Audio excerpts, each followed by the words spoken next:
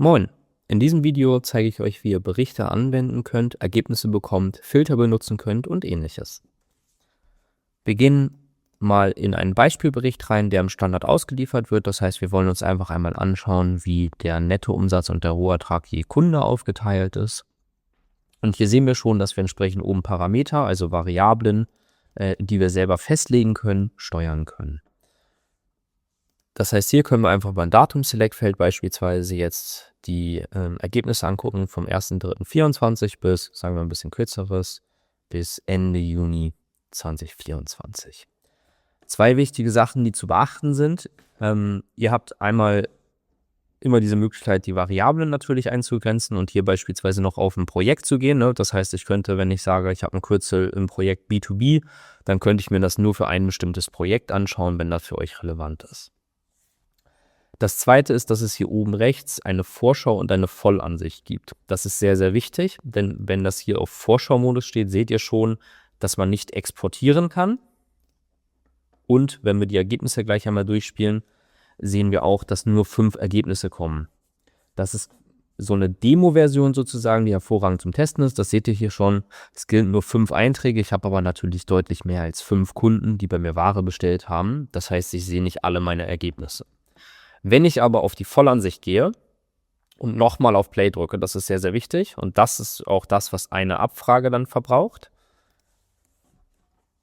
Und dann sehen wir, dass jetzt deutlich mehr an Einträge kommen als nur diese 5 Stück, weil ich natürlich mehr als 5 Kunden Ware verkauft habe.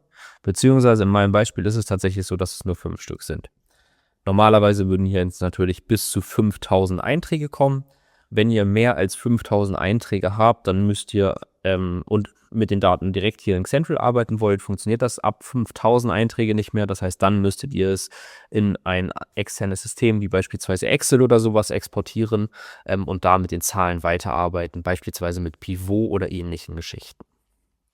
So, das heißt, wir haben jetzt einfach schon mal unser Datum eingegrenzt. Das könnten wir jetzt natürlich nochmal anpassen. Sagen wir mal bis Oktober. Drücken nochmal Play, um die neuen Ergebnisse zu laden, weil wir jetzt einen größeren Zeitraum als vorher haben und sehen dann entsprechend auch, dass sich die Zahlen verändern. So startet und benutzt ihr Berichte. Es gibt dann noch die Möglichkeit zu exportieren. Das, was wichtig ist, ihr müsst hier oben immer erst auf Exportieren klicken und könnt dann auch nochmal steuern, welches Exportformat ihr haben wollt. In dem vorherigen Video haben wir uns angeschaut, wie wir dieses Standardisierte hinterlegen. Das heißt, ich habe CSV vorbelegt, deswegen steht hier CSV. Ich könnte natürlich auch einstellen, dass hier standardmäßig PDF vorgeschlagen wird. Sobald man Exportieren klickt, wird ein Export erstellt. Da bekommt ihr unten auch die Meldung dazu. Und diese sammeln sich dann in dem Exporte-Reiter. Und sobald der Download fertig ist, haltet ihr einen Download-Button. Könnt es downloaden und dann habt ihr die Daten entsprechend exportiert in CSV-Format. In meinem Beispiel.